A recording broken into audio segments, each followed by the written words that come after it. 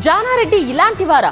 ధర్మరాజులా ఉండాల్సింది పోయి ధృతరాష్ట్రుడిలా మారతారా అంటూ ఆగ్రహం వ్యక్తం చేశారు ఎమ్మెల్యే కోమటిరెడ్డి రాజగోపాల్ రెడ్డి. తన అవకాశాలకు ఆయనే అడ్డుపడుతున్నారంటూ కార్యకర్తల సాక్షిగా బహిరంగంగా రాజగోపాల్ రెడ్డి చెప్పడం హాట్ టాపిక్ గా మారింది. కాంగ్రెస్ సీనియర్ నేత జానారెడ్డిపై ఎమ్మెల్యే కోమటిరెడ్డి రాజగోపాల్ రెడ్డి సంచలన ఆరోపణలు చేశారు. తనకు మంత్రి పదవి రాకుండా జానారెడ్డి అడ్డుపడుతున్నారంటూ ఆగ్రహం వ్యక్తం చేశారు. కొందరు నాయకులు ఇది చెప్తే బాగుండదు, దుర్మార్గంగా ధర్మరాజులాగా ఉండాల్సిన జానారెడ్డి గారు కూడా మహాభారతంలో ధృతరాష్ట్రం పాత్ర పోషించారు. నాకైతే బాధ అనిపిస్తుంది. నాలాంటి వ్యక్తికి ఏదన్నా వస్తుంది అంటే 10 మందికి పనికొచ్చే మనిషిని 1000 మందిని కాపాడే వ్యక్తిని నాలాంటి వ్యక్తికి అడ్డం తగ్గుతుందంటే ఇక నేనేం చెప్పాలో నాకు అర్థమవుతుంది. తనకు మంత్రి పదవి వస్తుందంటే కొందరు భయపడుతున్నారన్నారు. అన్నదమ్ములు మంత్రులుగా ఉంటే తప్పేంటని రాజగోపాల్ రెడ్డి ప్రశ్నించారు. మరి నన్ను చూస్తే భయపడుతున్నారు అందరూ. నేను వస్తున్నట్టు బామ్మడు వస్తే ఏం చేస్తాడో ఆయన మా మాట ఇంటాడు ఏడో అనుకుంటున్నా. ఎందుకు అధిష్టానమేమో ఇస్తా అంటుంది, కొందరికి చెంతలు పడుతున్నాయి. ఎందుకు?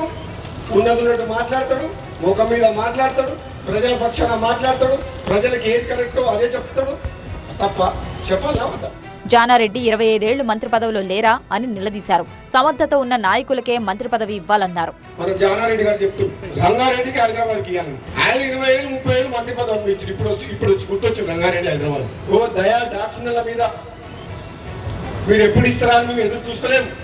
నిజంగా పార్టీ బతకాలంటే, ప్రభుత్వంకి మంచి పేరు తేవాలంటే, నిజాయితీగా సమర్థవంతంగా ప్రజల కోసం పార్టీ కోసం ప్రభుత్వం మంచి పేరు తీసుకొచ్చే వ్యక్తులకే ఇవ్వాలి అని చెప్పి అంటున్నాం. ఈ పైరవికారాన్ని పక్కన పెట్టాలి. కాంగ్రెస్ పార్టీ ఇంకా బలంగా కావాలి. ఒక యువకుల్ని ప్రోత్సహించాలి. కొట్లాడే శక్తి ఉన్న వాళ్ళని అధికారం ఇస్తే అప్పుడు ప్రజలు సంతోషిస్తారు, పార్టీకి లాభం అవుతుంది. తెలంగాణలో త్వరలోనే మంత్రివర్గ విస్తరణ అంటూ సీఎం రేవంత్ ఢిల్లీ వెళ్లినప్పుడల్లా ప్రచారం జరుగుతోంది. కోమటిరెడ్డి రాజగోపాల్ రెడ్డికి కూడా అమాత్య పదవి గురించి కూడా అనేక వార్తలొచ్చాయి. కానీ ఇంతవరకు అది జరగలేదు. అయితే జానారెడ్డి అడ్డుపడటం వల్లే తనకు పదవి ఆలస్యం అవుతోందన్నారు రాజగోపాల్ రెడ్డి.